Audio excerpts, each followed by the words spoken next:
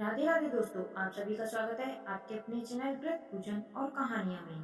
हिंदू पंचांग के अनुसार पौष महीने में आने वाली अमावस्या, जिसे हम पौष अमावस्या के नाम से जानते हैं, जो कि बेहद शुभ होती है। साल 2024 में पौष अमावस्या तिथि की शुरुआत 10 जनवरी की रात 8:10 पर होगी और 11 जनवरी को शाम 5:26 तक रहेगी।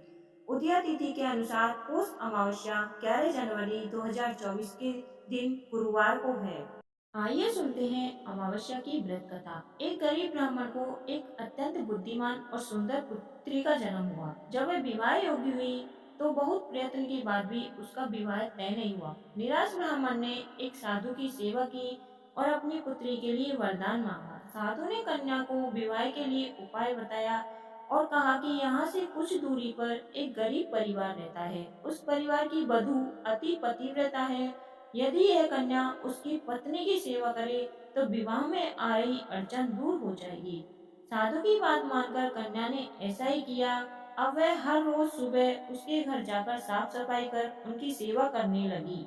घर में रहने वाली स्त्री यह देखकर हैरान रह जाती है कि हर रोज उसके जागने से पहले उसके घर की साफ सफाई कौन कर जाता है। एक दिन स्त्री ने उस कन्या को ऐसा करते हुए देख लिया और पूछने लगी कि आप कौन हैं। तब कन्या ने उसे साधु द्वारा बताई गई सारी बातें बताई।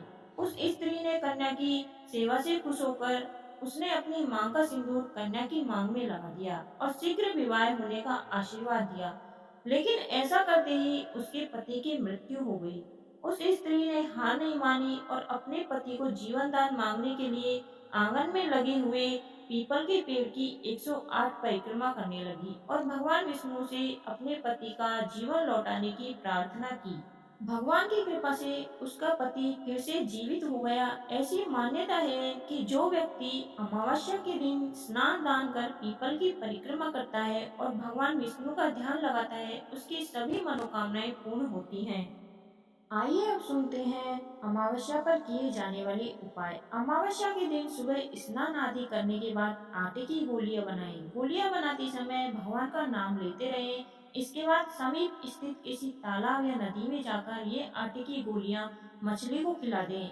इस उपाय से आपके जीवन की अनेक परेशानियों का अंत हो सकता है और माँ लक्ष्मी की कृपा आप पर हमेशा के लिए बनी रहेगी। नंबर 2, इस दिन काली चींटियों को शक्कर मिला हुआ आटा खिलाएं। ऐसा करने से आपके पाप कर्मों का क्षय होगा और पुण्य कर्म उदय होंगे। यही पुण्य कर्म आपकी मनोकामना पूर्ति में सहायक होंगे। नंबर 3, बेरोजगार व्यक्ति अगर अमावस्या की रात ये उपाय करे तो निश्चित ही उसे रोजगार प्राप्त होगा। इसके लिए एक नींबू को साफ करके सुबह से ही अपने घर के मंदिर में रख दें।